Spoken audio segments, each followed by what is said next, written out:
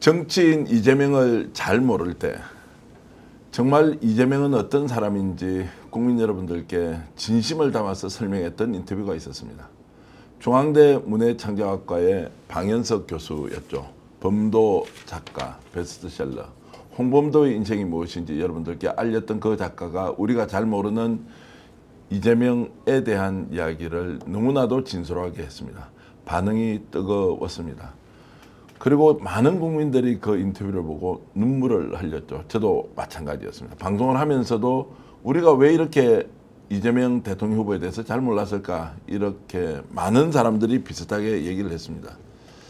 그런데 대통령 당선 이후에 과연 이재명 대통령은 지금 무엇을 어떻게 그리고 어디로 가고 있는지에 대해서 또 진솔하게 얘기를 나눠보겠습니다. 너무 잘하고 있다 이렇게 칭송하려고 하는 방송도 아니고요.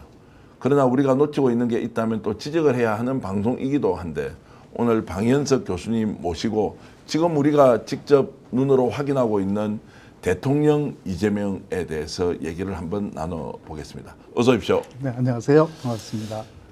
대통령이 됐습니다. 네. 그 전까지는 네. 압도적 표차로 좀 당선됐으면 좋았겠다 싶었는데요. 그래도 뭐 이번이 최다 득표로 당선된 네. 거고, 진보 후보로는 최대 득표율이죠. 뭐 만만치 않은 성과라고 생각합니다. 저도 그 교수님과 인터뷰를 이렇게 하면서 실제로 그것이 어떤 선거에 영향을 미치는 것보다는 그걸 통해서 우리가 잘 모르는 대통령 후보에 대해서 좀 제대로 알 기회가 됐다라는 말씀을 많이 하셔서 뿌듯하기도 했고, 무엇보다도 교수님께 감사합니다 이런 말씀을 좀 꼭 드려야 이제 할 것 같고요. 자, 지금 이제 후보에서 대통령이 됐습니다. 잘하고 있습니까 지금? 네, 뭐 민심의 반응은 두 가지 같습니다. 이재명 대통령을 좀 아시던 분들은 역시, 그리고 또 잘 모르시던 분들은 혹시 그러고 있는 것 같습니다. 예. 잘 아시던 분들은 역시 이재명이다. 역시 이재명 대통령이 일 잘한다. 요새 뉴스 볼 맛이 난다. 그리고 이제 잘 모르시던 분들은 우리가 그동안 이재명 대통령을 잘 몰랐나? 잘못 알았나? 이재명 대통령 당선되면 나라 망한다고 그랬는데 며칠 사이에 주가가 이렇게 올라가지? 난 찍지도 않았는데 내 주식 값이 이렇게 올라갔어. 이렇게 계속 잘할 건가 혹시? 주식 좀 더 사야 되나? 이러고 있는 것 같습니다. 혹시 이상 반응입니까? 아니면 매우 정상적인 그 상황에 대한 반영입니까? 뭐 지극히 당연한 반응이라고 생각합니다. 이재명을 좀 아시는 분들은 당연히 대통령이 되면 저 정도 일을 하실 거다. 그렇기 때문에 지지했던 거고, 몰랐던 분들은 몰랐기 때문에, 저 정도인 몰랐기 때문에 사실은 안 찍고 또 비난하기도 하고 그랬던 거죠. 누구보다 대통령을 잘 알고 계시는 우리 방 교수님께서는 네. 몇 점 정도 주고 계십니까? 지금 이제 열흘 정도 지났습니다. 저는 뭐 한 95점 하고 95점. 있다고 생각합니다. 95점 하고 있다면 네. 여전히 이제 5점이 부족하다라고 하는 그 부분을 더 이제 질문하고 싶은데, 어떤 분들은 100점 이상이다. 네. 점수가 1000점이면 1000점이라도 주고 싶다는 국민들. 네. 요즘 대통령 발언을 유튜버나 방송에다 찾아보는 재미가 있다는 사람들까지 뭐 생겼습니다. 뉴스 보는 재미가 솔솔하다고 그러죠. 실제로 유튜버가 요즘 손해를 많이 보는데, 왜냐면 갑자기 이제 그렇죠. 뉴스를 보기 뭐 MBC, KBS, SBS, JTBC 네. 이렇게 하면서 많이 이제 찾아보니까요. 어쨌든 그만큼 이제 국민들이 대통령의 소식을 듣고 싶어하는 이런 현상은 지난 3년과 지금 현재 이재명 대통령 취임 이후에 완전히 달라진 풍경인 것 같습니다. 네, 뭐 1000점, 만점 주고 싶다는 분들이 있어 저로서는 무척 뭐 안심이죠. 예. 제가 인간 이재명에 이어서 이재명 평전을 쓰면서 내렸던 결론은 이재명 대통령은 낙관적 현실주의자다. 그렇게 생각했거든요. 낙관주의란 건 내일이 오늘보다 더 나을 거다. 그런 믿음을 버리지 않는 사람이고, 현실주의자라고 하는 것은 그런 오늘보다 더 나은 내일을 위해서 길을 찾고 방법을 만들 줄 아는 사람이거든요. 그런 사람이 이재명 대통령인데, 그 진면목을 대통령이 돼서 못 보여주면 어떡하나 혹시 그랬는데, 뭐 여지없이 뭐 실력을 지금 보여주고 있다고 생각합니다. 자, 95점이라고 하셨으니까 이제 만점을 100점으로 봤을 때 5점은 무엇인지 잠시 후에 얘기를 나누기로 하고요. 이제 낙관적 현실주의자라고 얘기를 네. 했습니다. 그러면 지금도 매우 비관적인 상황을 네. 그대로 인정하지만 우리는 미래에 훨씬 더 나은 상황을 만들 수 그럼요. 있다. 지금보다 라는 것. 훨씬 나은 내일을 만들 거다. 세계가 놀랄 만큼 우리는 이 위기를 기회로 만들겠다는 자신감도 있고 또 그런 준비를 갖추고 있는 것으로 보입니다. 갖추고 있는 것으로 확신하고 계신 거죠. 네, 지금 뭐 며칠 동안 한 게 이미 예. 증명하고 있다고 생각합니다. 그러니까 이게 이제 과잉 반응이라거나 네. 이상 현상이 아니라 뭐 지극히 당연한 당연한 결과죠. 본인의 역량이 네. 그대로 드러나는 것이기 네. 때문에 여기에 대해서 의심하거나 걱정할 필요 없다. 네. 이런 것이고요. 뭐 달라진 모습들 보면 대통령실 보면 알잖아요. 예.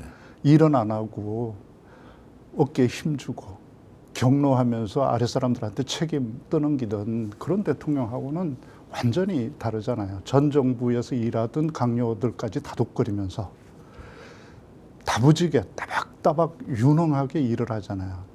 회의에 정무직 장관들 말고 실제 실무를 총괄하는 실국장들 부르고 이번에 거래소 한국 거래소 가서도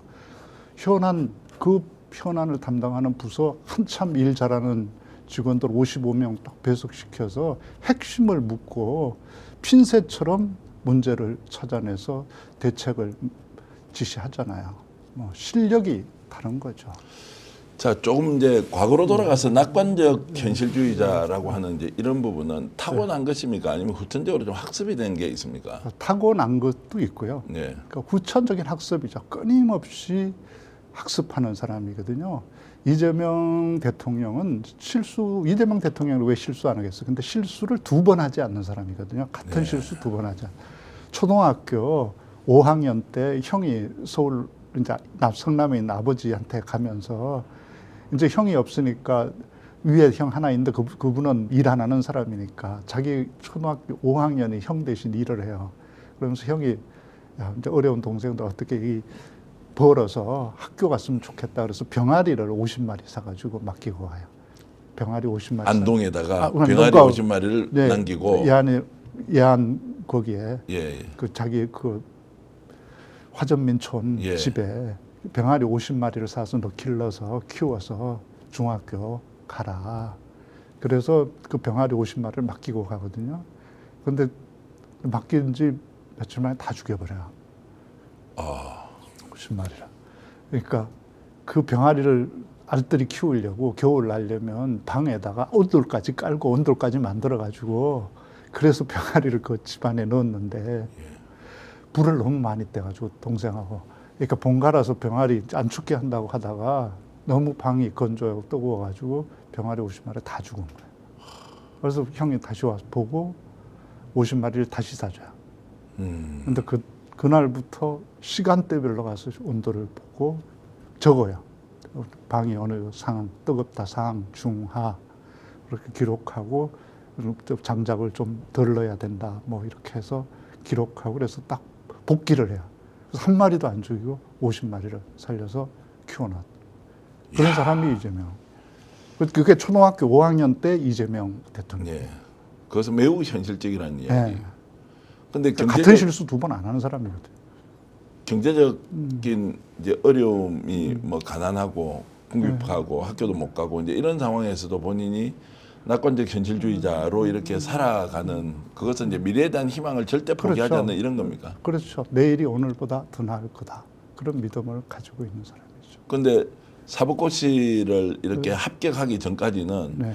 내일이 오늘보다 더 좋을 것이라고 하는 그 지난 초등학교 졸업 이후에 한 5, 6년 되지 않겠습니까? 네. 그 시간은 되돌아보면 단 하루도 내일이 오늘보다 나아진 것 같지 않거든요. 그래서 뭐 좌절도 몇 번이나 하죠. 예. 이재명 대통령은 죽음의 문턱에 3번 갔다 온 네, 사람이잖아요. 자기 스스로 더 이상 인생에 지금 말씀하신 대로 내일이 더 나을 내일이 없으니까 오히려 공장에서 일하다가 팔목까지 다쳐서 네. 이제 공장 노동자로도 살 수 없게 됐는데 학교도 안 보내주니까 이제 내 인생의 미래가 없다고 생각하니까 그때 비관했죠. 그래서 네. 2번이나 자살 시도했다가 뭐 약사가 가짜 약 주고 자영이 발견해서 구해서 살아남았고, 또 한 분은 뭐 얼마 전에 테러 당해서 사실 뭐 몇 미리만 옆으로 찔렸으면 네. 죽었던 거 아닙니까? 그걸 다 견디고 나온 사람이기 때문에 그냥 막연한 낙관주의자가 아닌 거죠. 그 절망의 인생의 가장 밑바닥, 죽음의 바닥까지 갔다가 올라온 사람이죠. 그렇기 그러니까, 때문에 힘이 있는 거죠. 이 예. 올라오는 힘이. 참 그 말씀이 굉장히 중요한 것 같습니다. 힘이 있는 이유는 낙관적 현실주의자가 지금은 그렇게 보이지만 그 과정이 매우 비관적인, 네, 그럼요. 비관주의, 최악의 조건에서 최상의 꿈을 꾸었던 예, 사람이잖아요. 그것을 거쳤기 때문에 낙관적 네, 현실주의자가 된 것이지. 네, 그렇게 그 과정이 달려는 없었으면 거죠. 막연하게 추상적으로 낙관과 이런 쪽으로 이제 더 매몰됐을 수 있다는 걸로 이해가 됩니다. 어쨌든 지금 한 이제 2주 가까이 지났는데 네. 잘하고 있다는 평가가 있어서 네. 한편으로는 걱정하는 분들도 계속 잘할 수 있느냐 이런 것도 있고요.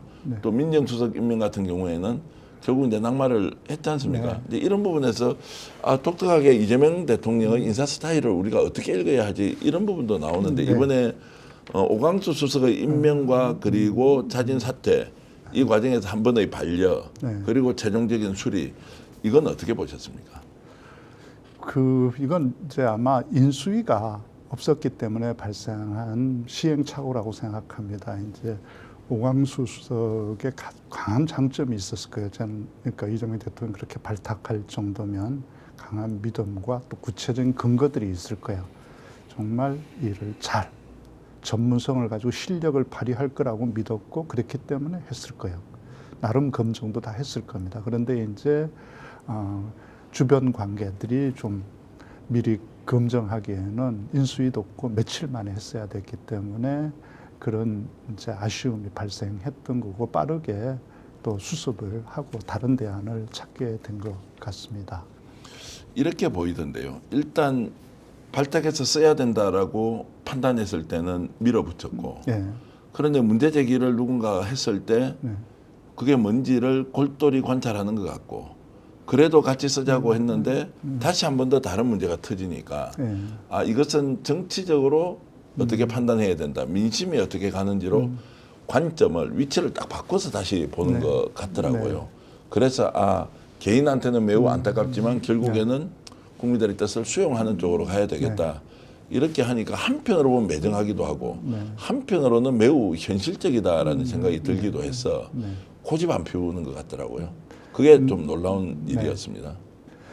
이번 과정에서 보면 저는 오수석만 볼 게 아니고 이번에 그 대통령실 비서실 전체 그리고 내각 구성 총리 임명도 함께 봐야 이재명 대표의 인사 스타일 또 그 식견 이런 걸 확인할 수 있을 거라고 생각합니다. 그것만 떼어놓고 보면 이건 아주 일부 사실은 전 좀 안타까운 건 이분이 일을 좀 해서 능력을 좀 우리한테 입증하는 걸 볼 수 있었으면 좋았을 텐데 그러면 오히려 우리가 이런 한계도 또 오류도 또 흠집도 있지만 참 일 잘하는 사람, 일 하나는 잘하는 사람 뽑았구나 할 수 있었을 텐데 이걸 이제 공과를 같이 볼 수 있었을 텐데 그걸 못 보고 한 건 좀 아쉽다. 개인한테는 굉장히 좀 불명예스러웠던 거. 저도 똑같이 이제 일을 한번 해보고 또 국민들 절대 다수가 양해를 했습니다. 대통령의 뜻을 이해해야 한다. 검찰 특수부 출신이지만 그런데 그렇게 이제 못 가고 중간에 이제 낙마한 것은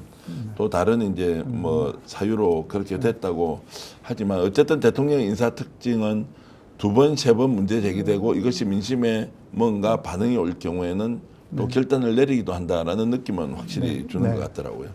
총리나 비서실장 인사를 보면서 이게 이제 자기 진영의 사람 이 개념도 좀 벗어나는 것 같고 청와대 대통령실 참모를 보니까 뭐 보수 진보 논쟁이 별로 의미가 없어져 버린 것 같다는 좀 생각이 들고 하는데 인사 전반에 대한 평가는 어떻게 하십니까? 뭐 저는 최상의 인사를 했다고 봅니다.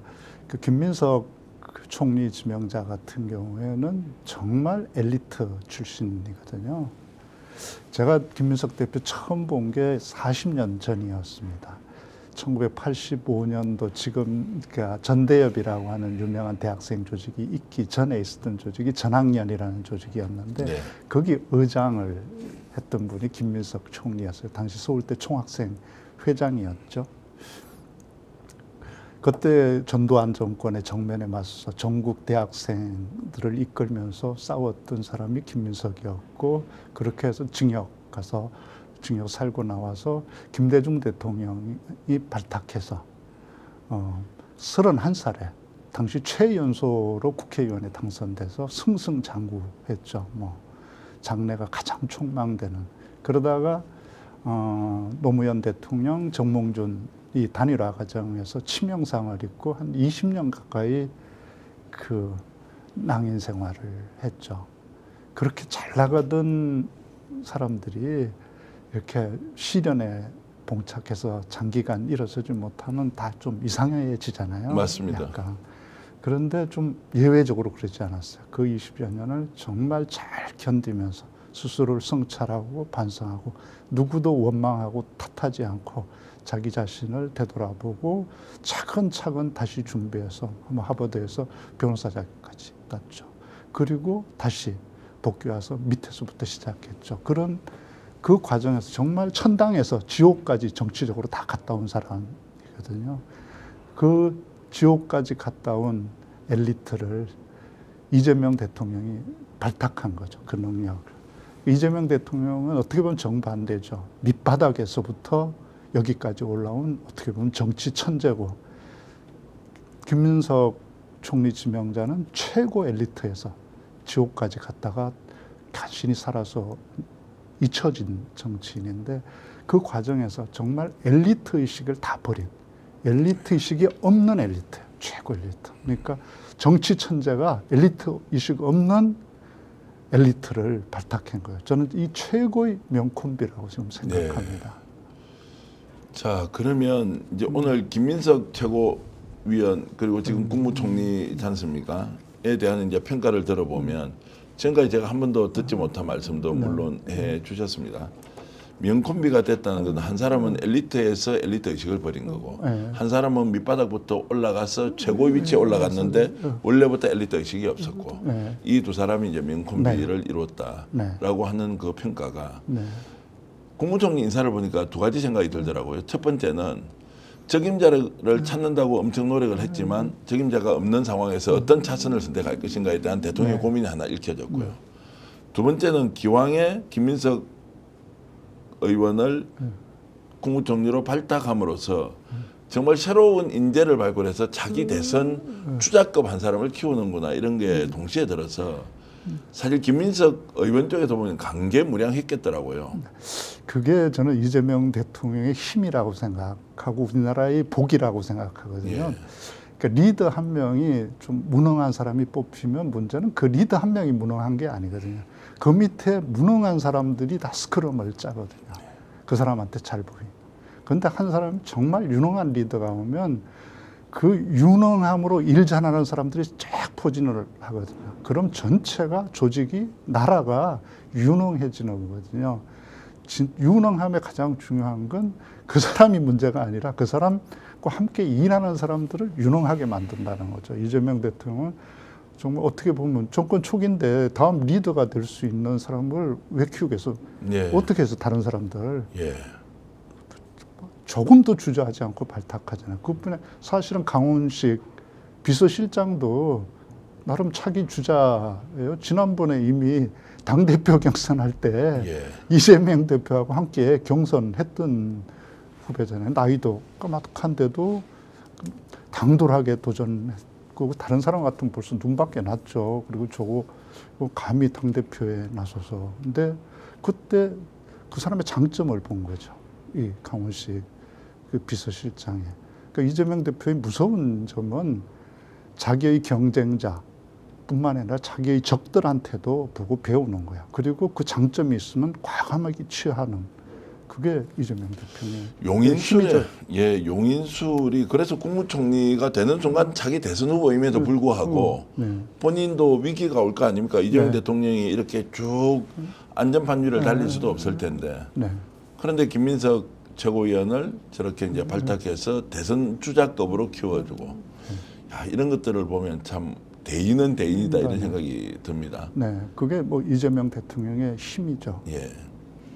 인사청문회 과정에서 혹시라도 총리가 지금 이런저런 얘기가 많이 나오는데 해명하고 설명하고 또 국민적 납득을 어쨌든 시켜내야 되는 숙제는 또 김민석 의원이 해내야 되는 거죠. 뭐 저는 지금 제기되고 있는 일부 문제들에 대해서 크게 그 지장 없는 일들이다 네. 생각합니다. 그 오랜 기간 동안 시련을 겪고 여기까지 오는 동안에 그분이 해온 과정들을 보면 그렇게 문제될 것도 없고 뭐 사소하게 누구나 흠잡을 것은 있겠지만 그런 것으로 일하는 사람의 능력, 그가 해야 될 우리나라에서 해야 될 기여 이런 것들을 못하게 해서는 안 된다고 생각합니다. 그 약간 다른 각도의 질문인데요. 네. 대통령 후보 시절과 대통령이 되고 난 뒤에 이재명 대통령 네. 매일 자기 발전하고 있죠. 진화를 거듭하고 있는 거 맞죠? 네.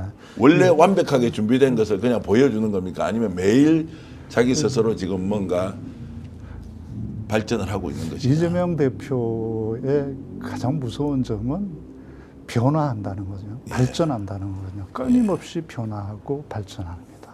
그래서 현재 진행형이에요. 이재명 대통령은 이게 이재명 대통령이라고 사실 말할 수 없는 게 내년에는 또 우리가 어떻게 평가해야 될지 모를 정도로 끊임없이 자기 성장을 이루어가는 사람이거든요. 그걸 후배로부터도 배우고 경쟁자로부터도 배우고 적으로부터도 배우는. 그래서 이재명 대통령이 그렇게 했기 때문에 성장할 수 있다고 생각하고 이번에 이제 두 사람 뭐 대표적인 인사 총리나 비서실장뿐만 아니라 그 옆에 있는 사람들이 굉장히 훌륭한 사람들을 많이 둘 수 있는 이유가 사람이 없다고 그러지만 진짜 사람이 많거든요. 어떻게 반대로 얘기하면 당내에서 지금 큰 역할을 하고 있는 진성준 의원 같은 경우에 이 사람은 사실은 정의당이나 민주노동당에 가까울 정도로 진보적 소신이 뚜렷한 사람이거든요. 그래서 특히 지난 대선 과정에서 보면 굉장히 불편할 수 있었거든요. 이게 좀 중도 쪽으로 외연 확장해야 되고 또 그 힘을 실어야 되는데 그 진성준 의원 같은 경우는 소신을 꺾지를 않았거든요. 그럼 다른 사람 같으면 쳤을 거예요. 그런데 존중하잖아요. 저렇게 소신을 가지고 일관성 있게 진심으로 일하는 사람이 있어야 한다. 우리 정치 안에.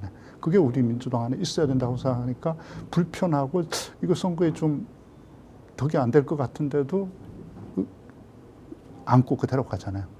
저 정책을 계속 맡기고. 그리고 뭐 김영진 의원이나 이런 사람들, 뭐 정성호 의원들 같은 경우에 조금 듣기 불편한 말씀도 하잖아요. 지난번 계속 해왔고. 그래도 계속 거의 두고 그 얘기들을 경청하는 태도나 또 원식 의장 같은 경우에도 조금 결이 달라도 그분의 진심을 믿으니까 늘 존중하고 이렇게 함께 가는. 그러니까 균형을 잡아갈 수 있고 그게 힘이죠, 안 무너지. 굉장히 속도를 빨리 달려서 네. 그래서 혹시라도 과속이 아니냐라는 생각인데 또 안정적인 느낌. 네. 그게 너무나도 바로 이쪽 한쪽을 또 다 예. 놓치지 않고 챙기거든요. 그리고 이런 빠른 속도 속에서도 또 한편으로는 서두르지 않는다는 느낌이 이제 드는 거 보면 따박따박 가는 겁니다, 지금. 자 그래서 이제 좀 디테일하지만 국무총리를 지명할 때 네. 사전까지 국무총리가 본인이 국무총리로 지명되는지 안 되는지 사전 논의가 한마디도 없었다는 거예요. 네. 그래서 밤 12시가 넘어서 네. 총리를 좀 맡아주면 좋겠습니다. 그러면 조금 전에 말씀하셨듯이 엘리트식으로 완전히 버린 정말로 이제 숙성된 네. 실력자 김민석을 데리고 왔을 때도 일찍 얘기 안 해준 거예요. 네. 그냥 정부에 들어가서 어떤 일을 맡기더라도 하겠습니다라고 하는 교감은 있었는데 왜 마지막 그렇게 뒤늦게 당사자가 깜짝 놀라서 그냥 이렇게 얼음이 될 정도의 상황에서 전화를 해줬을까?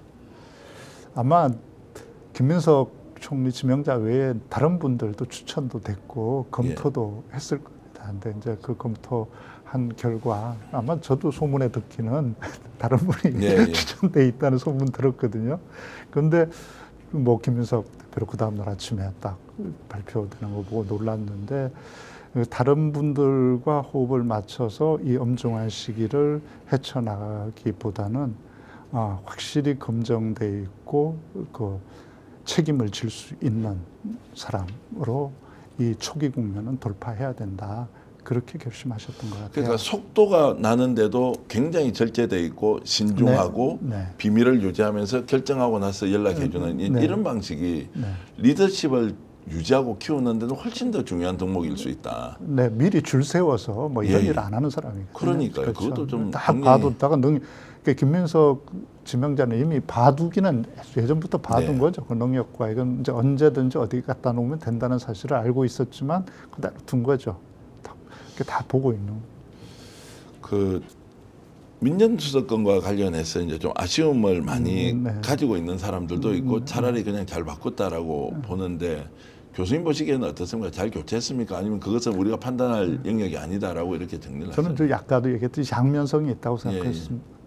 조금 더 기회를 줘서 한번 어차피 임명했으니까 일하는 능력 보고 또 과는 과대로 나중에 평가하고 그 사람이 또 역할을 하게 했으면 또 우리가 뭐를 뭐 충분히 좀 역량이 그렇게 갖춰졌을 거라고 생각합니다. 그게 못 본 아쉬움도 있지만 또 한편으로는 그런 문제가 있을 때 그 특히 국민들이 상당히 우려하고 걱정할 때 그걸 수용하는 것도 지도자의 덕목이고 또 이게 그 국민 눈높이에 뭐 늘 얘기하는 이재명 대통령 결국은 정치는 국민이 합니다. 그러니까 우리 국민의 그 고난을 위임받아서 일하는 사람으로서 국민들이 걱정하는 일을 안 하겠다 초기부터 그렇게 국민의 걱정을 들어주신 거라고 생각합니다. 그래서 준비된 대통령이 지금 자신이 가지고 있는 실력을 네. 국민들에게 정말로 여과 없이 다 보여주는 것이라고 봐야 하느냐. 네. 아니면 대통령이 지금 하고 있는 것은 네. 매일 변화 발전하는 것 같다. 매일 뭐가 바뀌고 있다. 그래서 과거에 있던 실력이 드러나는 것이 아니라 이 자리에서 새로운 실력을 국민들한테 보여주는 거 아니냐라는 생각이 좀 들어서 저는 준비된 시나리오 위에서 그걸 해나가면서 현장에서 학습해 나가면서 예. 더 발전된 다음 대안들을 갖춰가는 거라고 생각합니다. 예. 그 뭐 저는 이재명 대통령이 당선된 다음에 했던 세 가지 딱 행보만 보면 알 수 있다고 생각합니다. 이재명 대통령이 선거 기간 내내 강조했던 게 그 민생, 경제, 국민 안전이거든요. 이 세 가지를 당선된 다음에 어떻게 했나. 제일 첫 번째 당선된 다음에 갔던 현장이 사당동에 있는 시장이었습니다. 국민의 지금 어려운 현실 이것들을 직접 보고 함께 고민해 나가면서 풀겠다고 하는 의지를 보여주고 두 번째 갔던 데가 한국거래소잖아요. 여의도에 있는. 예. 거기 가서 만난 사람들도 딱 분명하잖아요. 고위직 만나서 이렇게 한 게 아니고 현안인 우리 주식의 문제, 주식시장의 문제를 다루고 있는 그 시장조사위원회 한참 일 잘하는 현장 직원들 55명 딱 불러다가 배석시켜 놓고 핵심을 찌르는 질문을 하고 핀셋처럼 문제를 찾아내서 대안을 찾도록 하잖아요. 그래서 어떻게 되면 실제 주식이 지금 며칠 만에 2,900선을 돌파했잖아요. 윤석열 대통령이 취임할 때 우리 주식시장이 2,600선이었거든요. 그걸 윤석열 대통령이 부양하고 경기 살린다고 부자 감세, 대기업 감세해 줬잖아요. 그 감세해 준 액수가 56억이에요. 6조였습니다. 56조 퍼부어서 86조 세수 손실 발생하게 했어요. 그렇게 해서 대기업 부자들한테 돈 줬어요. 그런데 끝날 때 파면당해서 내려갈 때 우리 주식시장 2,400선이었습니다. 그렇게 돈 퍼부어주고. 그런데 이재명 대통령 당선되고 나서 돈 한 푼 쓰지 않고 시장의 문제를 해결해 줌으로 인해서 정책으로 해결해 줌으로써 단숨에 2,900선을 회복해 줬어요. 그걸로 늘어난 시가총액이만 26조입니다. 며칠 새에 기업에다가 26조 쏟아준 거예요. 이재명 대통령. 이재명 대통령 핵심을 정확히 안 거죠. 그걸 뭘 풀어주면 기업에 돈이 들어가나. 그게 이재명 대통령의 능력이죠. 경제 처음에 다 우리 대선 선거 기간 동안 뭐 자기가 집권하면 주식 3,000선 금방 돌파합니다. 이렇게 얘기할 때 안 믿었죠. 뭐 네. 대선인데 선거인데 무슨 말을 못해. 그랬지만 이재명 대통령은 그런 사람이 아니거든요. 공약 이행하잖아요. 성남시장 할 때 공약 이행률 96%, 94%였어요. 경기도지사 할 때 공약 이행률 96.1%였습니다. 대통령 할 때 저는 결코 그것보다 공약 이행률 낮지 않을 거라고 생각합니다. 네. 그렇게 해서 이제 경제 문제도 딱 가지면서 시장에 대한 딱 확신과 공정성을 담보하겠다. 국가가 기틀을 만들겠다고 했으니까 이제 반응이 딱 나왔고, 그리고 한강 홍수 통제소 가거나 오늘 세 번째 이태원 참사 현장을 또 가는 것이 또 남다르게 느껴지더라고요. 예, 정부로서는 사실은 굉장히 위험한 일이거든요. 다음에 또 참사 일어나면 어떡할 겁니까, 대통령? 그때 지금 이렇게 얘기해놨다가 절대 안 납니다 이렇게 했다가 그런 일을 내 정부에서 없는다 나면 어떡할 거예요? 안 나게 진짜 하겠다는 거거든요. 그래서 가서 미리 홍수 나고 참사 일어난 다음이 아니라 미리 가서 안 일어나도록 만들겠다. 그건 성남시에서 옛날 인사할 때 보면 알거든요. 성남시에서 인사할 때 안전부서, 재해부서 이런 데는 누구 보내냐면 그 재해 안전은 잘 안 일어나잖아요. 1년에 한 번, 몇 년에 한 번 일어날까 말까니까 거기는 제일 일 못하는 사람, 사고 친 사람, 문제 있는 사람 보내는 한직으로 이렇게 알려져 있는데 네. 이재명 대통령 반대로 인사했어요. 거기 제일 유능한 사람 보내요. 그리고 거기서 잘 준비해서 정말 일이 안 생기게 하는 거예요. 그게 능력인 거죠. 그 능력을 보인 사람에게 사고 안 나고 그 일 잘한 사람 바로 승진시켜서 좋은 자리 다음에 보내주는 거예요. 그러니까 여기가 그전에는 안전부서가 한직에 벌 받는 자리였는데 네. 가장 유능한 사람 보내는 거죠. 그게 국민의 안전, 성남 시민의 안전을 지금 이번에 인사도 그렇게 하겠다는 거거든요. 그러니까 안전이나 또는 사고 예방은 표시가 나지 않기 네. 때문에 오히려 빛이 안 나지 않습니까? 성남시장 인사할 때도 그렇게 설명했어요. 예. 우리가 왜 군대를 가지고 있냐. 예. 지금까지 전쟁 안 일어났지 않냐. 몇십 년 동안. 그런데 그 많은 국방비를 퍼부으면서 왜 군대를 주냐.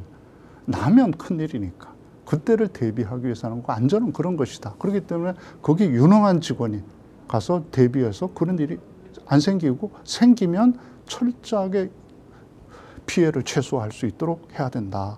그래서 거기 제일 유능한 직원 보내고 보상을 충분히 해주는. 그러니까 그게 그런 인사 부분은, 스타일이죠. 이제 그런 부분은 우리가 이재명 대통령이 매우 실용적이고 성과 중심적으로 한다고 하지만 이런 부분은 성과가 아니라 그렇죠. 보이지 않는 것도 국민의 안전과 생명이 가장 중요하다는 것을 더 이제 중요하게 여긴다는 것은 정말로 정반대에 있는 상황을 동시에 고려하고 있다는 것이어서 놀랍기도 합니다. 네, 그렇죠. 성남시립병원 같은 경우도 그러거든요. 성남시립병원 만들어서 그거 얼마 적지 않았다. 그걸 가지고 비판하는 사람들이 있는데 아니 국민의 생명이 중요합니까? 돈이 중요합니까? 그러면 성남 구도시면은 응급기관이 의료기관이 없는데 종합병원이 없는데 그 40만 시민이 그럼 응급 상황이 생기면 서울로 저 분당에 있는 병원까지 이송하도 그러다가 골든타임 다 놓치고 네. 그럼 그걸 돈으로 환산할 수 있습니까? 이대방 선생님 그렇게 얘기하죠. 그럼 왜 공원에다가 돈 투자하냐? 그죠? 그 적자인데 그건 국민의 건강과 생활, 안전의 문제니까, 생명의 문제니까 그런 거죠. 그래서 이재명 대통령 국민의 생명 안전을 보장하겠다가 정말 공연불이 아닌 거죠.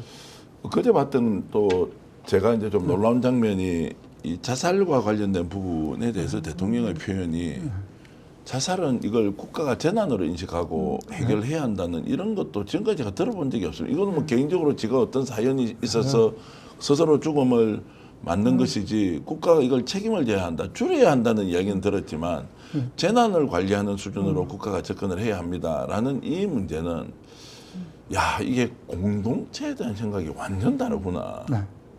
그 이재명 대통령은 스스로 본인 두 번 예. 극단적인 시도를 했던 분이잖아요. 그게 얼마나 그런 상황에 봉착하기까지 그 한 사람들이 특히 청소년들 예. 사람들이 견뎌야 될 마음의 상처가 크겠어요. 이제 그런 것들을 국가가 책임져야 돼요. 더군다나 우리나라 OECD 1위잖아요. 자살률. 그건 정말 재앙이죠. 그러니까 국가 지도자가 개인의 불행을 사회의 구조에서도 오고 상황에서도 오고 이제 이런 것들을 종합적으로 고려하겠다는 접근이 야 우리가 진짜 국가를 둔 이유가 이런 것이어야 하는데 개인의 불행을 다 개인의 문제로 우리는 그냥 봤던 거 아닙니까? 그 이재명 대통령한테 그렇게 욕했던 기본소득, 기본사회 그게 다 그런 겁니다. 네. 사람에게 죽지 않게 생활할 수 있게 인간의 최소 존엄을 유지하면서 누구나 생존할 수 있게 생활할 수 있게 해줘야 된다. 그래서 만든 것이 기본소득, 기본사회 개념이거든요. 그걸 가지고 퍼주기 한다, 이렇게 포퓰리즘이다 비난한 건 정말 국민에 대한 생각, 생명에 대한 생각, 존엄에 대한, 인간에 대한 존엄이 없는 거죠. 네.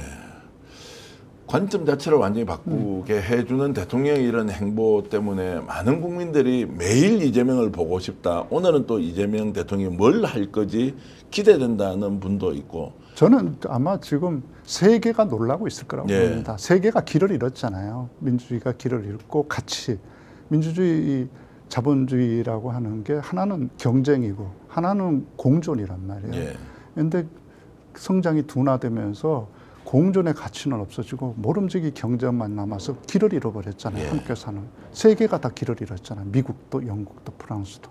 그 속에서 한국이 지금 어쩌면 유일하게 제 길을 잘 가고 있거든요. 그리고 그 길 앞에 상징이 이재명으로 서 있는 거죠. 세계가 지금 보고 놀라고 있을 겁니다. 우리 국민만 놀라는 게 아니고. 한 개인의 극단적 선택에 대해서 이것이 구조의 문제에서 왔다고 하면 국가가 이거 지금부터 나서서 재난에 해당하는 것으로 인식하고 대응하겠습니다라고 하면 저도 혹시 제 주위에서 그런 고민과 걱정, 극단적 공포에 쌓여 있는 사람이 절대로 포기하지 말라. 이재명 정부가 뭔가 만들 것이다라는 생각이 하나 들었고요. 두 번째는 그 개인의 극단적 고통에 대해서 우리는 공동체의 일원으로 나의 이웃을 제대로 돌보고 있는지, 나의 형제, 나의 친구를 제대로 돌보고 있는지 이걸 완전히 지금 잃어버린 거 아니냐 우리 사회가. 왜냐하면 약육강식해야 되니까 나 혼자라도 살아남아야 되니까. 이런 데서 대통령이 재난으로 인식하는 것 하나가 우리 이웃과 좀 더 어렵고 상대적으로 힘든 사람들을 다시 돌아보게 하는 이 또 계기를 대통령이 제공해 주는 것이다라는 생각도 들었습니다. 그럼요. 대통령이 지도자라는 건 그 사람이 최고 나라의 교육자입니다.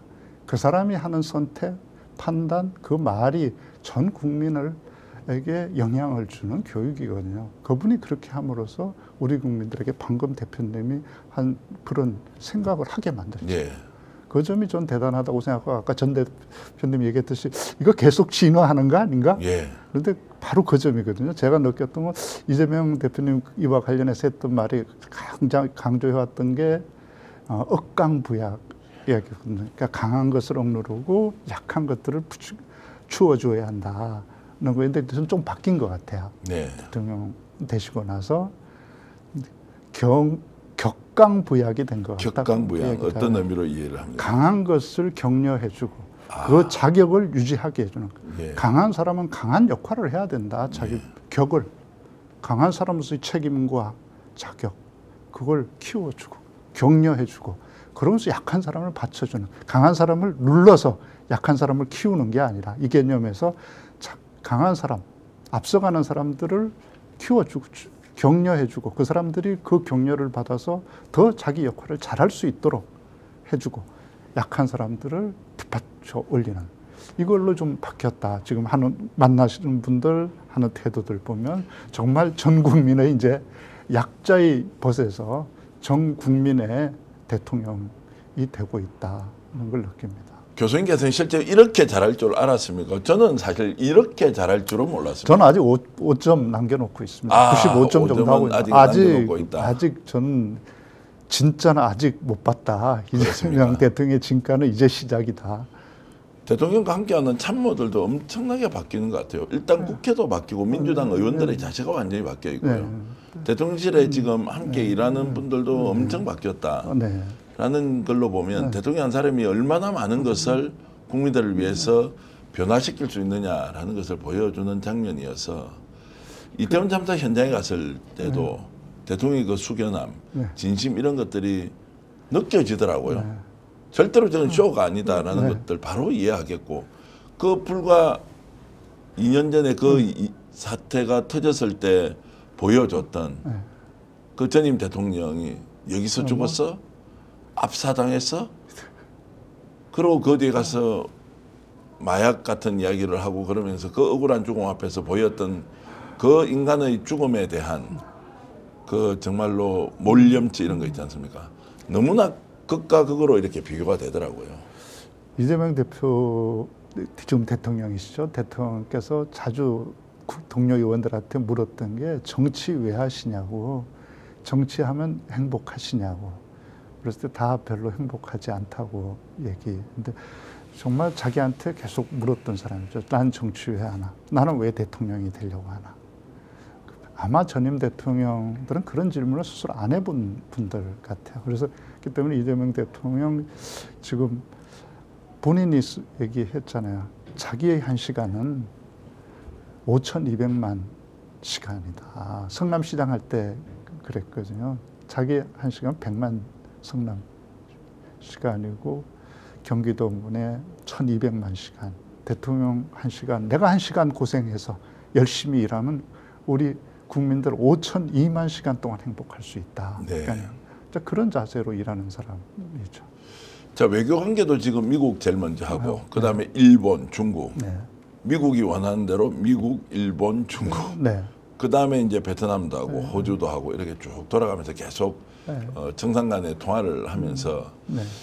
자, 이렇게 이제 치밀한 계획을 가지고 효과도 상당히 있고 국민들에게 안정감도 주는 이제 이런 방식의 외교도 패턴이 완전 바뀌겠다 이런 생각이 좀 들던데 어떻게 평가하십니까? 그 우리 국민들이 잘 모르는 사실이 하나 있는데 특히 뭐 이번 과정에서 미국 대통령하고 통화가 뭐 며칠 늦어졌다, 패싱 당한 거 아니냐, 뭐 이렇게 험점 내는데 정말 터무니없는 얘기거든요. 12.3 내란 과정에서 가장 보이지 않게 빛났던 이재명 대통령의 능력이 외교력이었어요. 그 한밤중에 김혜경 여사가 운전한 차 타고 와서 국회 담 넘어가서 제일 먼저 한 일이 뭔지 아세요? 민주당 외교 라인을 소집하는 거였어요. 그래서 즉각 미국을 비롯해서 우방국들에게 이 문제를 타전하고 한국의 엄중한 현실들을 설명하고 우방국들이 이 내란에 협조하지 말 것. 이걸 입장 표명을 요청했어요. 그래서 그 순간에 가장 빨리 움직인 게 위성락 지금 외교 라인에 들어갔죠. 외교 안보 라인. 바로 그 위성락 의원을 비롯해서 민주당 외교 라인이 총동원돼서 미국 설득한 거예요. 그래서 그날 새벽 한 2시도 안 돼서 미국에서 코멘트가 나왔잖아요. 대학관에. 그렇게 단시간에 그건 세계 외교사에서 별로 없는 일입니다. 그랬기 때문에 사실은 윤석열 내란 수계가 다시 제2계엄 하면 되고 제3계엄 하면 된다고 그랬잖아요. 그거 못했던 중요한 요인 중에 하나가 미국이 동의를 안 해준 거예요. 5.18 때 1980년에는 그걸 못했어요. 미국이 승인해주고 눈 감아줬기 때문에 계속 광주에서 광주 시민들 학살할 수 있었어요. 전두환이. 이번에 못했던 건 전작권을 미국이 가지고 있잖아요. 그 미국이 딱 몇 시간 안 돼서 바로 한국에 우려한다는 그걸 견제 코멘트를 냈잖아요. 지지 안 한다는 걸 표시했잖아요. 윤석열의 내란을. 그러니까 군이 움직이겠습니까? 안기부가 움직이겠습니까? 미국이 무슨 생각하고 있는지. 그걸 이끌어낸 그 외교력을 세계 외교사에 없는 순발력과 능력으로 문제를 그 극한 비극을 막아낸 외교력을 자랑한 사람이 바로 이재명 대표예요. 근데 그게 잘 알려져 있지는 않은 것 같습니다. 그건 뭐 비밀리 했으니까. 아, 그렇습니까? 그럼 오늘 이걸 최초 공개하시는 것 뭐 아시는 분은 다 아실 거예요. 보도를 통해서 제가 널리 알려져 있다는 생각은 좀 덜 들고 그만큼 이재명 대통령이 당시에 국민들이 일단 국회를 지켜달라고 요청을 하면서 동시에 외교 라인을 총동원해서 우방국에게 비상계엄이 합법이 아니다. 군사 반란이고 쿠데타다라는 것을 인지하도록 가장 먼저 조치했다는 그걸 미국이 정확한 입장을 표명해주지 않으면 미국의 국익에 손상이 된다. 우리 80년대 그것 때문에 얼마나 반미 감정이 커졌어요. 광주를 미국이 동조해주고 묵인해주고 했기 때문에 광주 시민들을 전두환이 죽일 수 있었기 때문에 그것 때문에 우리 국민들, 대학생들이 반미 감정이 높아졌잖아요. 그래서 뭐 이번에 김민석 그 총리 지명자 뭐 비난할 때 쓰는 것 중에 하나가 그때 미문화원 점거하러 들어가고 했던 게 그 분노 때문이거든요. 네. 왜 미국이 그 전두환 밀어줬냐? 응? 그 요번에 또 만약에 윤석열이 밀어주면 그럼 우리 국민들의 반미 감정이 발산한데 그럼 미국에게 아주 안 좋은 일이다. 우리 한미 간의 국민들의 감정을 상하게 하는 거니까 신속하게 입장을 내달라. 계속 다그치거든요. 몇 분 간격으로 전화해요. 유승락 의원한테. 아, 실제로 몇 분 간격으로 계속 그러니까 유승락 전화했어요. 의원한테 전화해서 이제 우리 민주당 그 외교 라인들에서는 계속 뭐 온갖 루트를 통해서 미국에 저기 타전을 하죠. 예. 입장 내주고 그래서 빠르게 나왔지 않습니까? 아, 그런 내용도 제가 참 들어보니까 정말로 뭐 그런데 그런 이재명 대통령 보고 무슨 외교에 완전히 실패한 건 윤석열 정권이죠. 예. 지지를 못 얻어냈잖아요. 자, 지금 그러면 자, 일본, 중국 또 외관계에 대해서 이렇게 이제 이재명 대통령이 발빠르게 움직이면서 일단 상호 협력, 국익을 위해서 이렇게 이제 하는 것도 지금 G7 정상회담 캐나다에 가면은 또 기대 이상으로 성과를 낼 수 있다 이렇게 기대를 해도 되겠네요. 그 우리 김대중 대통령이 외국에 나가면 예. 외국 그 수반들이 줄 서서 기다렸어요. 예. 악수 한번 하려고. 5분짜리 잡아달라고 시간. 5분 면담이라도 잡아달라고. 그게 자기 나라에 가면 자랑이에요. 네. 김대중 대통령 만나고. 아프리카의 넬슨 만델라 못지않게 김대중 대통령 인기가 컸어요. 그 뭐 숙이고 들어가는 거 아닙니다. 네. 대통령이 그런 자질이 있을 때 다른 나라 수반들이 존중하는 겁니다. 우리 아까도 얘기했지만 이재명 대통령을 당선시킨 대한민국이에요. 칼로 죽이려고 언론으로 죽이고 법으로 죽이고 계엄으로 죽이려고 한 사람들을 끝까지 지켜내서 대통령으로 만들었고 이 사람이 지금 세계가 잃어버렸던 가치들 함께 사는 것 그러면서도 성장시키는 것 이걸 통해서 진정한 복지 공동체의 새로운 길을 열어가는 모범을 지금 보여주고 있잖아요. 이 나라 대통령을 다른 나라 대통령들이 만나고 싶어 하지 않겠어요? 다른 나라 국민들이 궁금하지 않겠어요? 네. 지금 저 내란에 망한 줄 알았던 대한민국을 당당하게 이렇게 세워서 다시 민주주의에 진입시키는 저 저력 그걸 대표하는 대통령 그 국민들이 저렇게 압도적으로 지지하는 사람 왜 그 나라 국민들이 궁금하잖아요. 대통령들이 수상들이 왜 안 궁금하겠어요? 저는 오히려 이재명 대통령 다른 나라 대통령들 만나자고 저는 먼저 신청이 다 들어올 거라고 생각합니다. 자, 그렇게 완벽한 대통령이 있어서 좋다는 생각이 한편으로는 완벽한 대통령이 오랫동안 지속될 수 있느냐 반드시 어떤 위험에 맞닥뜨려질 것이다라고 이제 생각이 드는데 이재명 대통령이 지금 갖고 있는 그런 역량이 10분 발휘만 됩니까? 아니면 분명히 어떤 벽에 부딪혀서 지지했던 사람들도 실망하는 순간이 올 수도 있다라는 것 배제할 수도 없지 않습니까? 저는 뭐 누구나 사람도 그렇잖아요. 길 가다가 한두 번 안 넘어지는 사람은 없잖아요. 나라도 위기에 봉착하지 않는 나라는 없고 그걸 잘 딛고 일어서는 게 능력이라고 생각합니다. 그런 힘, 그런 저력. 저는 이재명 대통령이 그런 저력과 힘을 가진 사람이라고 뭐 저는 확신합니다. 어려우면 올 것이다. 그러나 이겨낼 것이다. 그럼요. 위기가 우리가 예상치도 못했던 위기 그리고 특히 세계가 어렵지 않습니까? 지금 세계 경제도 어렵고 예측 불가하잖아요. 미국의 특히 트럼프 대통령의 이런 행보도 참 예측이 어렵고 또 뭐 러시아 중국 간의 관계도 굉장히 지금 어렵게 꼬여 있잖아요. 이 속에서 한국이 운신의 폭을 마련하기 참 쉽지 않잖아요. 이게 우리는 미국의 동맹국이기도 하고 한편으로 경제적으로 중국과 풀지 않으면 우리 경제가 견딜 수 있습니까? 그걸 길을 찾아내야 돼요. 또 북한과 관계도 풀어나가야 되잖아요. 우리가 북한과 관계가 나빠지면 한국에 누가 투자하겠습니까? 그런 문제들을 함께 풀어나가는 과정에서 왜 어려움이 없겠어요? 이재명 대통령 신 아니잖아요. 네, 예. 이재명 대통령 사람이에요. 왜 실수가 없겠고 어려움이 없겠어요? 저는 그걸 함께 헤쳐나갈 역량이 우리 국민들한테 있다 저는 믿습니다. 어려울 때마다 우리 국민들이 힘을 합쳐서 돌파해 나왔고 이재명 대통령이 사심을 가지고 절대 뭘 하지 않을 거기 때문에 어려움에 처하면 우리 국민들이 지혜와 힘을 모아서 함께 저는 해결해 나갈 수 있을 거다. 국민의 위치에서 보면 너무 절박하고 네. 너무나 지금 상황이 안 좋기 때문에 네. 이재명 대통령이 의존해서 대통령이 정말로 메시아처럼 뭘 좀 바꿔줬으면 좋겠다라는 기대를 갖고 있는 것을 우리가 꾸짖을 수는 없지 않습니까? 뭐 당연한 국민의 마음일 것 같고 다른 한편에서 보면 이재명 대통령 너무 잘하는데 자신감이 좀 넘치는 거 아니냐. 이제 소위 말하는 호사가들이 하는 이야기가 자신감이 너무 넘치고 주위 사람들 너무 믿는 거 아니냐. 그래서 뭔가 개혁 작업에서 자, 그 자신감이 오히려 스스로 걸림돌이 될 수도 있다라는 이야기 나오는데 그건 이재명 대통령을 잘 모르고 하는 이야기입니까?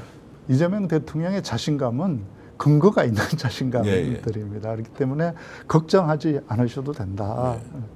준비하지 않고 자신감 보이는 일 없다. 자기가 안 되는 일은 하지 않습니다. 그러니까 변호사 때부터 승률이 굉장히 높은 변호사입니다. 성남에서 제일 승률 높은 변호사였어요. 노동사건 하면서도 노동사건 하는 변호사한테 일반 사건을 사장들이 가지고 옵니다. 왜? 노동자 쪽 편을 들어서 저기 사용자하고 재판할 때 와서 재판하는 거 보니까 너무 잘하는 거예요. 아, 저 사람이 내 변호사 됐으면 좋겠네. 그래서 이 노동사건 아닌 자기 그 민사사건 이런 거 형사사건 있으면 이 변호사한테 부탁하는 거예요. 그래서 이재명 변호사의 승률이 높았던 건 안 될 사건을 맡지 않는 거, 수임하지 않습니다. 그러니까 안 될 것 같으면 이건 해봐야 집니다. 시간과 돈만 날립니다. 하지 마세요. 라고 딱 잘라 얘기하는 사람이 이재명 변호사였거든요. 그러니까 이재명 변호사한테 와서 다 의뢰하러 온 사람들은 어떻게라도 자신감을 좀 자기한테 불러일으켜주고, 아, 됩니다. 해보시죠. 뭐 어렵긴 하지만 이길 수도 있습니다. 이렇게 해서 재판 시작하면 몇 년 끌어서 결국 지잖아요. 그래서 돌아갈 때는 여기서는 아예 안 된다고 그러니까 포기하고 딴 변호사 사무실 가면 된다고 그래서 했다가 결국 몇 년 동안 고생만 하고 돈만 날리고 지고 와서 이 변호사한테 와서 아유, 그때 우리 변호사님 말 들을 걸 그랬습니다. 이러는 거죠. 그러니까 이재명 대통령이 자신이 있어 하는 건 자신이 있으니까 하는 거예요.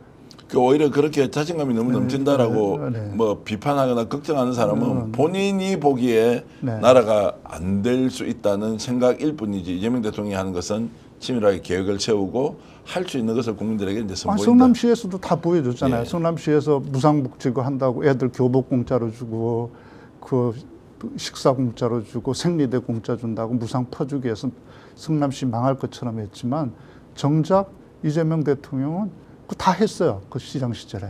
그리고 또 그 전임 한나라 지금 국힘 그 시장이 하면서 남겨놓은 빚 때문에 모라토리엄 빠졌다가 그거 2년 반 만에 싹 갚고 그 다음에 복지 다 했어요.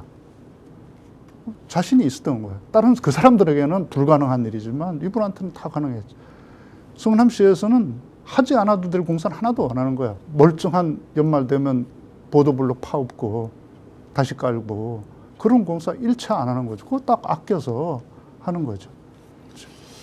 그 이재명 대통령이 지금 열흘 됐습니다. 네. 근데 어떤 사람들은 이렇게 얘기해요. 아니, 다수의 사람들입니다. 꼭 1년 산 것 같아요. 열흘밖에 안 돼. 대통령이 취임했는데 열흘밖에 안 됐는데 너무나 이것이 정상적으로 내한테 익숙하다는 거예요.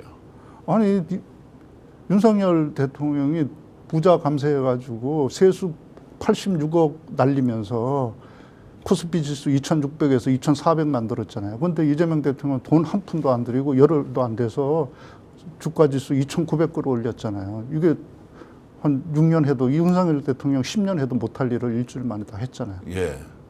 그래서 국민들이 안정감이 갑자기 생기고요. 그리고 안정감이 생기니까 익숙해졌어요. 아, 오늘은 당연히 즐거운 소식이 나올 것이고 뉴스를 좀 봐야겠다. 뉴스를 좀 봐야 되겠다. 두 번째는 야, 이것도 어떤 의미지? 요즘은 국민 대접 톡톡히 받고 있다 이런 얘기 하는 분도 많고요. 오히려 시간 가는 게 아깝다. 5년이 너무 빨리 가면 어떻게 하지? 뭐 이런 얘기를 하는 사람까지 나왔는데 이것도 과잉 반응 이런 게 아니죠. 아, 그럼요. 당연히 이재명 맞아요. 대통령이 보여주는 정말로 진면목을 우리가 직접 경험하고 있으니까 일체감이 생기는 것이다 이렇게 평가하는 게 맞겠죠. 저는 정말 이재명 대통령이 이제 주가지수 5천 만들겠다. 예. 그 했던 게 뭐 본인은 꼭 내 임기에 하겠다는 건 아니지만 당연히 우리는 그럴 수 있다. 이렇게 했던 걸 저는 어쩌면 이재명 대통령이 임기 안에도 5년 안에도 할 수 있을 거라고 생각합니다. 여야 간의 협치가 좀 될 것 같다 이렇게 전망하는 분 잘 없습니다. 네. 굉장히 이제 격렬하게 반발하고 또 5년 동안 아예 전면전을 하겠다 이렇게 선언하는 사람도 많고 이재명 대통령 위선자다라고 하고 젊은 정치인 한 사람이 대통령을 향해서 포퓰리즘 이제 그만하시죠 이렇게 얘기를 하고 근데 있는데 뭐가 포퓰리즘이죠? 지금 하고 있는 이제 국민들이 적극적으로 이제 뭔가를 하도록 하는 이 행위가 대중 추수주의라는 거예요. 그쪽에서 봤을 때는 이제 그렇다는 건데 쉽게 이야기하면 인기 영합주의로 가고 있다는 것은 이제 이재명 대통령이 얘기했듯이 아는 만큼 보이는 거니까요. 그 아마 이제 포퓰리즘의 핵심에 지금 이제 슈퍼 추경 통해서 전 국민 25만 원 지급하자 뭐 이런 안도 있는 것 같은데 저는 그게 왜 문제냐는 거예요. 그게 왜 포퓰리즘? 아까 이미 얘기했잖아요. 윤석열 대통령은 부자 감세, 대기업 감세해줘서 기업에 그 56조 퍼부어주고 세수 86억 빵꾸나게 했어요.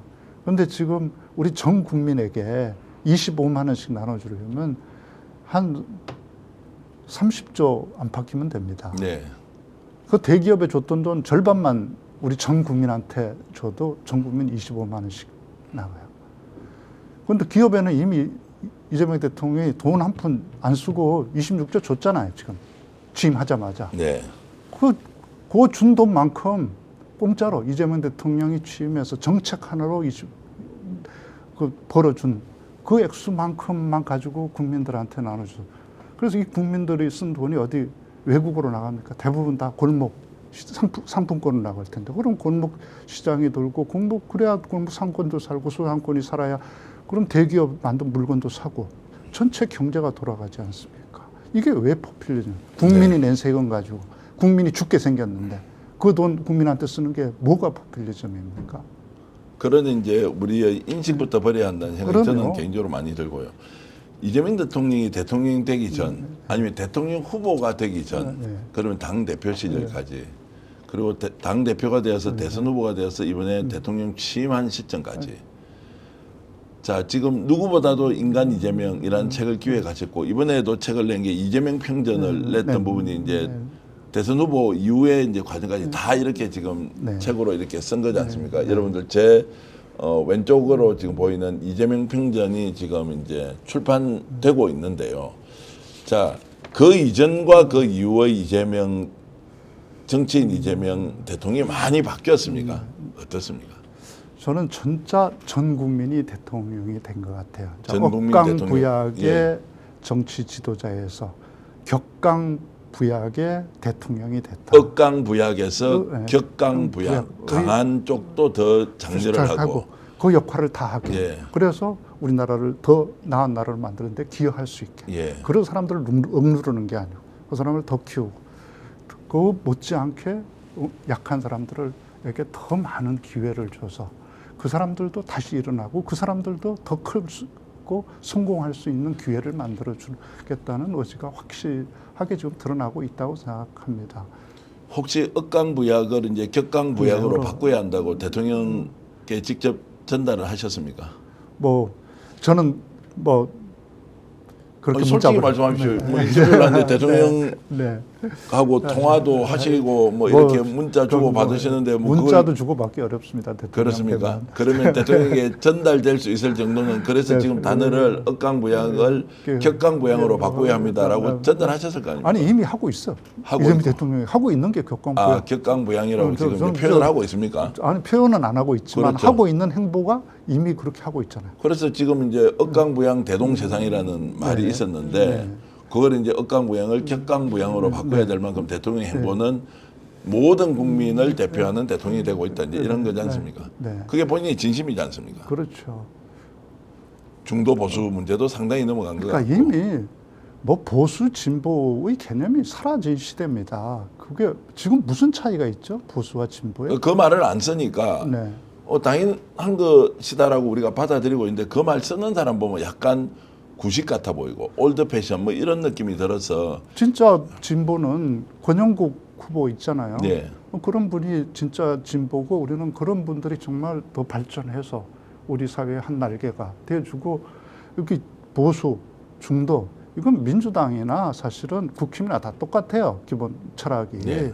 그래서 저는 국힘은 진짜 보수가 아니고 진짜 보수는 민주당을 중심으로 저 국힘 안에 있는 그래도 합리적인 사람이 이쪽으로 들어와서 뭉치고 저 이제 수구 거구주의자들은 이 사회에서 정리돼야 되죠. 그리고 오히려 권영국 후보와 같은 이런 사람들이 진정한 진보로 좀 성장해서 균형을 갖추는 게 맞는 거죠. 제가 지금 이재명 평전이라는 이 책을 오늘 좀 받아보고는 내용에 대해서도 좀 놀라기도 하지만 원래 기획을 하셨고 이번에 다시 이제 대선 후보 이재명 이제 대통령까지 다 이렇게 쓰신 거 아니에요? 네. 전체적으로 이 책이 관통하고 있는 내용은 어떤 겁니까? 저는 이제 사실은 저 책 이제 이전에 먼저 나왔던 인간 이재명을 쓸 때는 제 이름을 안 썼습니다. 예, 기획자로가 있었죠. 네, 예. 스토리텔링 콘텐츠 연구소가 지연이로 돼 있었는데 예. 물론 그 연구소가 제가 소장이었어요. 예. 그런데 이제 제 이름을 안 썼던 이유는 정치인의 이야기를 작가가 쓰는 게 조금 그렇다. 그리고 주변에서도 작가로서 그 정치인 이야기 책으로 내면 작가에게 너무 손해가 난다. 리스크가 크다. 그래서 제 이름을 안 썼는데 이번에 이제 뭐 대선 과정에서는 내란 때문에 이제 제 이름을 전면에 내세울 수밖에 없었어요. 그러니까 뭐 정말 내란을 진압하려면 이재명 대통령이 당선돼야 되고 그러면 100표라도 더 얻을 수 있는 길이 있으면 뭐 내 이름 드러내고 해야 된다. 그래서 이제 대선 때 뭐 지지 유세도 찬주 연설도 하고 그러면서 이제 이름을 드러났고 이름을 이번에 내세우기로 했던 건 저는 작가로서도 조금 더 부끄럽지 않다. 이 사람 이야기를 하는 게 저는 크게 세 가지였습니다. 제 이름을 이번에 걸고 책을 내기로 한 건 첫 번째는 이재명이라는 사람의 이 가치는 우리 국내 한국 안에서만 있는 게 아니다. 지금 전 세계가 길을 잃었다. 이 길을 잃어버린 세계에서 새로운 길을, 희망의 길을 만들고 가고 있는 사람이 이재명이고 네. 우리가 만들어가고 있는 이 길이 세계가 길을 잃은 21세기 세계가 열어갈 새로운 길이 될 거다. 는 거 하나하고 두 번째로는 이재명 대통령에게 그때는 후보였죠. 좀 사과하고 싶다. 20세기의 야만을 고스란히 물려온 한국 사회가 이재명 대표에게 가했던 린치, 그토록 잔인하고 가혹하게 정말 법으로 죽이려고 하고 언론으로 죽이려고 하고 칼로 죽이려고 하고 계엄으로 죽이기로 했던 이 소년공에서 무수저에서 대통령으로 오기까지 그토록 고투하는 사람에게 우리 사회의 기득권자들이 얼마나 가혹하게 잔인하게 했나. 그 속에서 우리 지식인들은 뭐 했나. 우리는 점잠 뺀다고. 작가인데 내가 어떻게 이재명 손을 들어줘. 내가 어떻게 이재명 칭찬하는 좋게 얘기하는 글을 써. 그냥 민주주의는 옹호할 수 있지만 내가 이재명 옹호하는 글은 못 쓰지. 뭐 그냥 박수는 치지만 내 이름 걸고는 못해. 이렇게 나도 했던 사람은 아닌가. 네. 그런 미안함, 이재명 혼자 싸우게 한 것에 대한 사과를 난 하고 싶었다. 이 책 쓰는 과정이. 사실 그리고 더 나아가서는 우리 국민들에게 그렇게 죽이려고 한 이재명을 끝까지 지켜내서 이 자리로 오게 한 국민들에게 난 감사를 전하고 싶었다. 여러분들이 지지한 이재명 대통령은 충분히 그럴 가치가 있는 사람이었다. 그리고 여러분들이 알고 있는 것보다 더 훌륭하고 대단하다. 여러분들 당당해도 좋고 자랑스러워요. 자부심을 가져줬다. 정말 여러분들은 지킬 만한 사람을 지켜냈다. 그래서 거기에 대해서 우리 국민들에게 감사하는 마음으로 한번 보시라. 여러분들이 지지한 사람이 얼마나 진짜 대단한 사람이었는지, 훌륭했는지, 가치 있는 사람인지, 그리고 이게 우리 국민들을 세계의 위대한 사람으로 만들어줄 거다. 우리가 함께 이재명과 걸어가는 길이 이제 세계가 따라 배울 길이 될 거다. 우리 매우 행복한 시간, 우리에게 한 번도 없었던, 우리가 모범이 되는 그런 시간을 우리가 이재명과 함께 걸어가고 있고, 그 길을 만들어준 우리 국민들에게 좀 무한한 존경을 표시하고 싶었습니다. 방현석 교수님 말씀, 방현석 작가님 말씀 들으면서 부끄러워해야 될 사람은 바로 저입니다. 제가 이재명 대통령의 진가를 제대로 보지 못하고 현학적으로, 피상적으로, 형식적으로 남들이 하는 이야기에 정말로 귀가 솔깃해서 진면목, 진심, 본질, 본심을 보지 못했던 제가 반성해야 하고요. 방현석 교수님은 오히려 이재명 대통령이 가장 어렵고 힘들 때 그가 가진 진솔한 모습을 국민들에게 알리기 위해서 정말로 노력을 많이 하신 분이니 그 사과하고 미안하고 싶은 마음은 저 같은 사람이 가져야 되는 것이고, 교수님이야말로 어려운 시기에 이재명 대통령의 정말로 본 모습을 국민들에게 알리기 위해서 노력을 하셨고, 그 내용이 이재명 평전으로 이번에 아시아 출판사에서 다시 나왔습니다. 교수님이 정말로 문해창작학과 교수이시기도 하고 범도라는 책 베스트셀러 저 작업을 10년 동안 진행을 하셨고, 홍범도 장군이 어떤 인생을 살았는지에 대해서 정말로 연구와 집필을 통해서 국민 여러분께 알려드렸는데요. 이 책 이재명 평전, 이렇게 이재명 대통령은 얘기하고 있습니다. 이 책은 국민 여러분께 보내는 저의 진솔한 고백입니다. 국민 여러분의 힘이 아니었다면 이재명은 없었습니다. 또한 국민 여러분의 뜻이 아니라면 앞으로의 이재명도 없을 것입니다. 이제 이런 마음을 사실 방 교수님이 이번 이 책 이재명 평전에 다 담아놓고 있으니, 방 교수님을 좋아하는 분이 아니라 이재명 대통령을 너무나도 잘 알고 계신 국민 여러분, 또 제가 여러분들께 진심으로 사과드리는 것은 정말로 성남시장 때부터 이재명의 진가를 알아보고 그때부터 박수를 치면서 자신이 가진 모든 것을 던지면서 이재명 대통령 만들기에 함께 걸어왔던 그분들, 선행자들, 선각자들, 이런 분들에게 진심으로 감사의 말씀을 드리면서 지금이라도 좀 이재명 대통령에 대해서 잘 모르는 게 있다면 이 책 이재명 평전을 통해서 소설의 형식으로 아주 재미있고 의미 있게 이렇게 교수님이 잘 담아 놓으셨다는 걸 제가 보자마자 느꼈습니다. 네. 그래서 뭐 여기 더하고 뺀 건 없냐. 그런데 전 정말 더하고 빼지 않았습니다.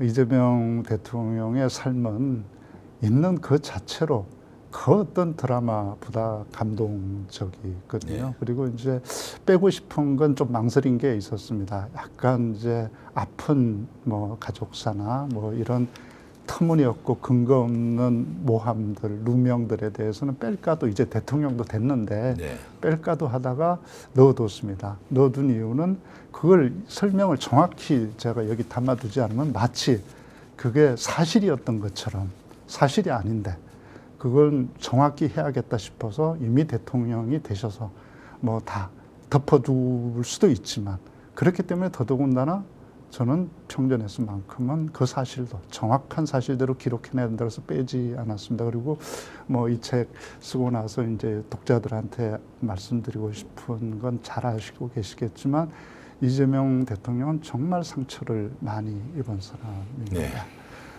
소년공으로 공장에서 100개가 넘는 상처를 입었고, 또 정치 입문에서 수많은 상처와 또 최종적으로는 칼에 맞아서 목에 죽을 뻔한 상처도 입었습니다. 그렇지만 그 상처 어느 것 하나도 자신을 위해서 불의를 저지르다가 입은 상처는 없다는 겁니다. 모두 가족과 우리 사회를 위해서, 공적 이익을 위해다가 싸우다가 입은 상처입니다.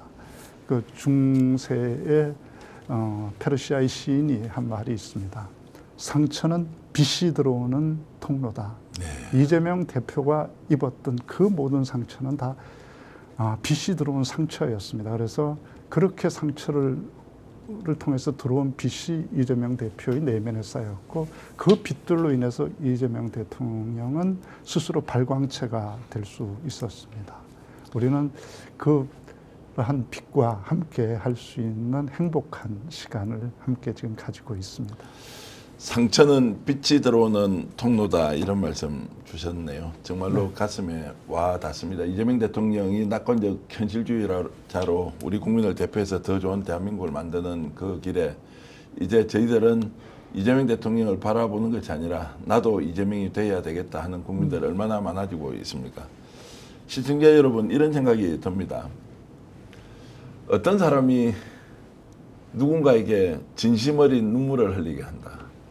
저는 이재명 대통령을 바라보면서 그 사람이 살아왔던 과거의 인생 전체를 돌아볼 기회가 있었을 때 우리에게 충분히 눈물을 줄 수 있는 사람이구나.